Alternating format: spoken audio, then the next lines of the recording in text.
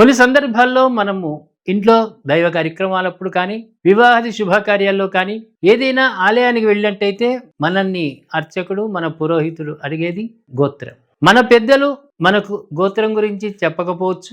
లేదు, ఆ సమయానికి మనకు జ్ఞాపకం రాకపోవచ్చు. అందులో ఎలాంటి అవమానంగా భావించకుండా మన ఇంటి పేరు చెప్తే చాలు, మన వంశానికి ఆ పూజ చేసినటువంటి ఫలితం లభిస్తుంది. కొందరు పాలకాయ గోత్రం అంటూ ఉంటారు, కొందరు వేరే గోత్రాలు చెప్తూ ఉంటారు. కానీ అది గోత్రము నిజమా కాదా తెలుసుకొని మన ఇంటి పేరుతో సంకల్పం చెప్పించుకుంటే చాలు, ఆ ఫలితం మనకు వస్తుంది. కొన్ని సందర్భాల్లో మనం గోత్రం చెప్పుకోవాలి, కానీ గోత్రం తెలియదు. అలాంటప్పుడు కౌండిన్య ఋషి గోత్రం చెప్పుకుంటే సరిపోతుంది. ధర్మశాస్త్రంలో చెబుతుంది, ఎవరికైనా సరే గోత్రం తెలియని పక్షంలో గోత్రం చెప్పుకోవాలంటే కౌండిన్య ఋషి గోత్రం చెప్పుకుంటే ఆ ఫలితం మనకు వస్తుంది.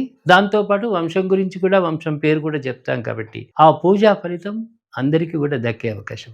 కాబట్టి గోత్రం తెలియకున్నా కూడా ఇంటి పేరుతో చెప్పుకోవచ్చు. గోత్రం చెప్పాలి అనుకున్నప్పుడు కౌండిన్య ఋషి గోత్రం చెప్పుకుంటే ఆ ఫలితం వస్తుంది.